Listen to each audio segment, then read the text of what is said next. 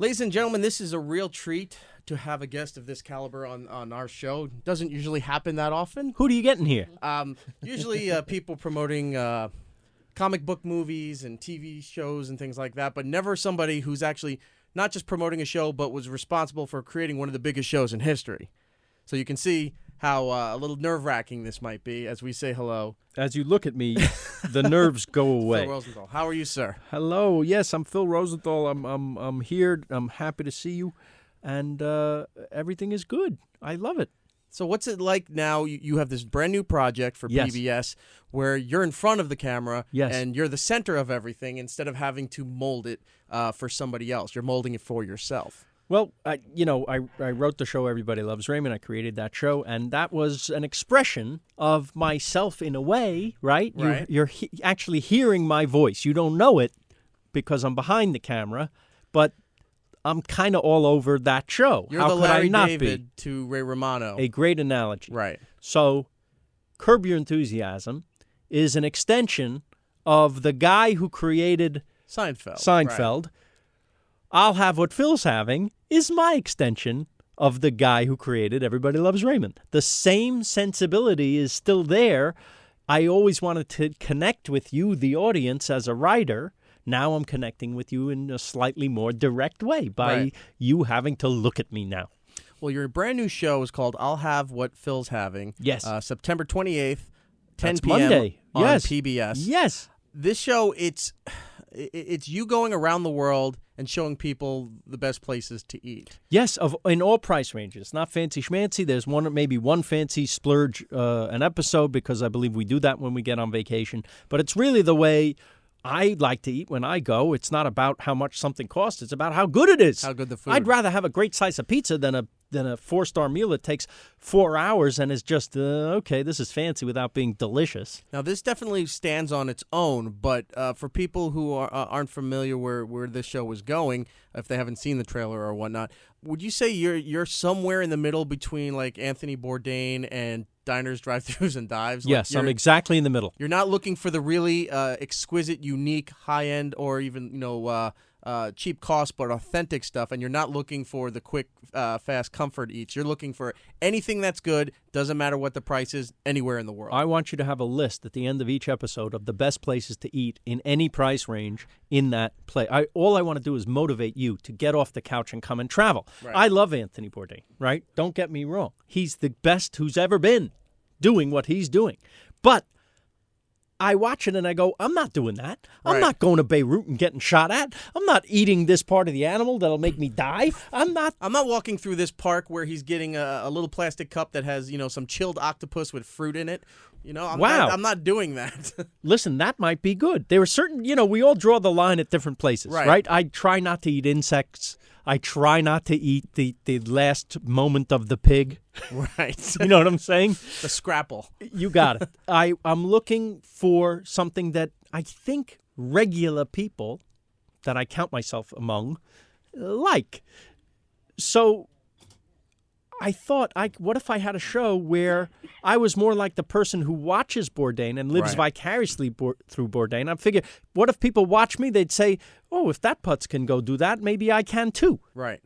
That's all. So for coming up with this concept, it's obviously, not really a stretch from your persona and your interests. Was it easy to get this thing greenlit because of your history in television? Like, I want to do a food show, and somebody says, of course, it's Phil Rosenthal. We're going to approve this. From the thought to do it to the execution of it being done now, Right. 10 years. Wow. So you were thinking about this even when thought Raymond about was it. still around. But it came from Raymond. I asked Ray Romano, what are you going to do on your hiatus after the first season of Everybody Loves Raymond? He said, I'm going to go to the Jersey Shore. I said, have you ever been to Europe? He said, no. I said, you never been to Italy where your family's from? He said, nah. I said, why not? He goes, I'm not really interested in other cultures. Even his own culture. So a light bulb went off. I said, what if we did an episode where we send him over as Ray Romano and we send him back as Roberto Bonini after he's been transformed by the magic and food of Italy. Right. Right? Because it's one of my favorite things I went in life. for the first time last year. I went Tell to me. Italy. Flew into Rome, drove around to a bunch of different cities, and then did Rome last. Yeah. flew in, rented a car, went to a bunch of cities, some of these really isolated places that are known for just maybe for wine, or walking out into the courts and just trying the open air restaurants. Yeah. Everything was amazing. The salad tasted much different. The vegetables tasted much different. The seafood was no more than maybe a day to 2 days as far as being right out of the ocean or being delivered to the restaurant. So you're picking out of tanks and displays on ice, like old-fashioned style. It's just laying there on slabs of ice, and you're picking out the fish you want, and they go and they cook it. The food was amazing. Keep going. You're selling my show for me. Right. That's the show. You just did it. That's it. That's what I want. Anyone who has that experience is going to come back talking like you. Right. And in fact, Italy was just because they don't serve salad dressings like they would in America, right? It's just you have salt, pepper, balsamic vinegar, and oil at every table. And why is that? And that's it. And why? Because it's from there. And why else? I don't know why. Doesn't need it. Okay, fair enough. But that's where I changed my whole outlook on salad, where I was like, you know what, a little salt and pepper, a little balsamic vinegar and oil, and that's all I have with salad now. It also helps to have the salad be tasting. In other words, the leaves themselves, the tomatoes. You're tasting the salad. Yes. Holy crap, is it good? Yeah, a lot of times here in America, like there's a salad place downstairs that we go to lunch because it's all that's around, and you're trying to add to the salad to taste the salad. We don't even know what we're doing. Yeah. We don't know what we're doing. We're putting stuff on stuff because we think that's how it should be, but it's not. Like even coffee. The reason we put cream and sugar in coffee is because the coffee needs it. It's very What burnt. if you had a cup of coffee that didn't need it? Right. That's why you see the new artisanal coffee shops opening. These places don't need the stuff we put in it because it's great on its own. When I was over many years ago over in the UK, did a little tour around there, going castle hunting, and I'm a big tea drinker. I'm not a coffee drinker. Okay. And the tea over there was either authentic English breakfast tea, or the Irish tea, or the India imports that they had. And I wasn't putting any sugar in that. In fact, I wasn't even using milk anymore. It was all lemon or maybe a little bit of honey, depending on the bitterness of the tea. And you're better off not having the milk. I haven't had it since, and that was 99. I've never had tea with milk and sugar again since I went over there. I got to, if you see the Hong Kong episode, I sit down with a tea master. I mean, this is like the world's leading expert on tea. And it sounds boring. Yes, stay with me. He told me that if you put milk in your tea, it negates the medicinal properties of tea, which is fantastic for you. All the polyphenols, all the great stuff in tea that keeps these people alive for way longer than we stay alive here. The milk hurts it. Don't have milk in your tea. That's a public service I give to you and your listeners for free. But that's just being a product of the American culture, because you don't know any better. You grow up, and that's how your parents had it and how their parents had it. So you're stuck in these ways because that's how Starbucks would serve it, or that's how Dunkin' Donuts would serve it. You don't know to think out on your own to say, I'm going to not have this and try it the way it was meant to be. So when you went to Italy for the first time, right, your mind expanded a little bit, didn't it? Oh, yeah.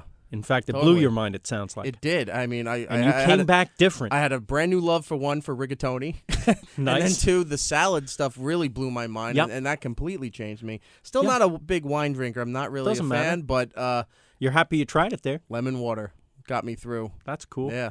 So, traveling abroad definitely expanded my horizons, and it's great to see that you're doing something like this where it's not going to kill people as far as their budget to go over to these places and think they have to go to all the fancy restaurants, especially if you're in Paris or London or something, thinking you got to go to all these high-end restaurants in order to find authentic cooking for those regions. In Paris, I went to the #1 rated place on Yelp. Yeah. In Paris. The most popular restaurant in Paris is a falafel stand. Wow. And I go there, and it's fantastic. There's a line down the block because it's fantastic. It doesn't have to be expensive at all. That's the point. And it's all the locals that are online, right? Yeah, the tourists have no idea. Well, they do now because it's #1 on Yelp. They like it. A lot of times you see something highly rated on Yelp, it's because it's less expensive. So I always cross-reference Yelp because you need to... You find the medium. You want to find at least a corroboration. It's like movie reviews, right? You don't go by just one. You see what the other people say. Right, so somewhere between it sucks and it's great, the truth lies. That's right. If something is overwhelmingly popular, though, it's probably for a reason. How much travel did you have to do for this first season? I went to 6. Okay. places: Paris, Barcelona, Florence, Hong Kong, Tokyo, and Los Angeles. I want to go to Asia so bad. I just have. I not had never done it been. yet. You'll see me Did you going. love it? Was I it did. amazing? Tokyo, I get there. That's the first episode. It's on this Monday. I didn't like it at first because I didn't understand it. It felt like 50 Times Squares piled on each other. It was overwhelming to me. Sensory overload. Who would like this? Right. And then very quickly, I started to see some of the beauty beneath. And that's really what life's all about. Not everything is what it appears to be. People might feel that way about New York City.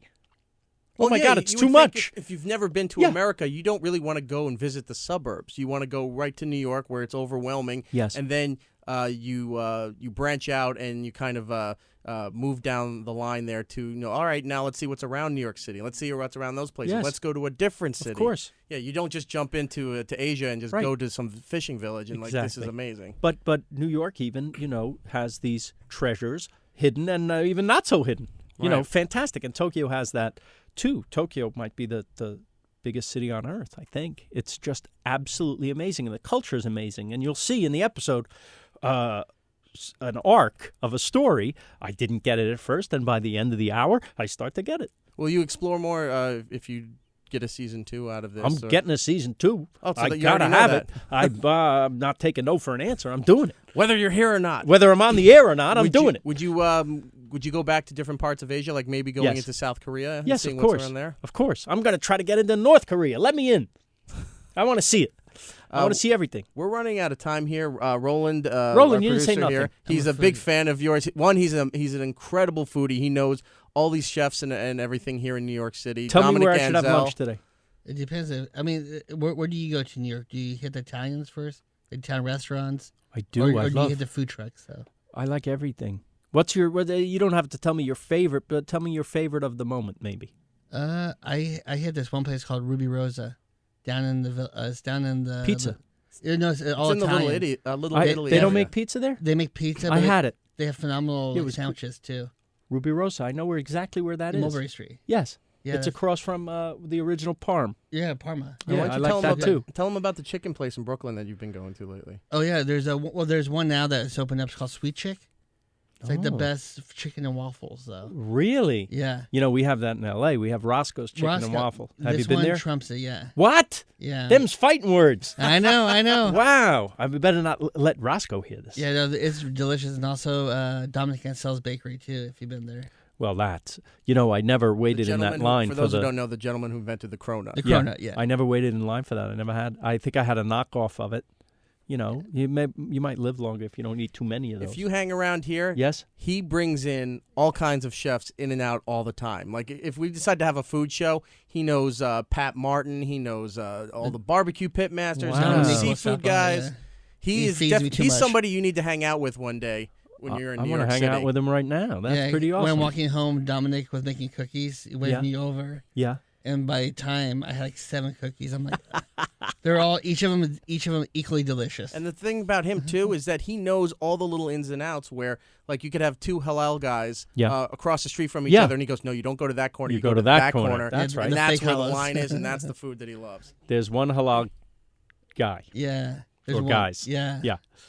They all wear yellow. You're like, no, don't let that color fool you. Yeah, he knows the ins and Yeah. outs. Roland would They know definitely what be a they're good doing. friend next time you're around here. 6th Avenue, right? And Yeah, not the one towards the hotel, away from the hotel.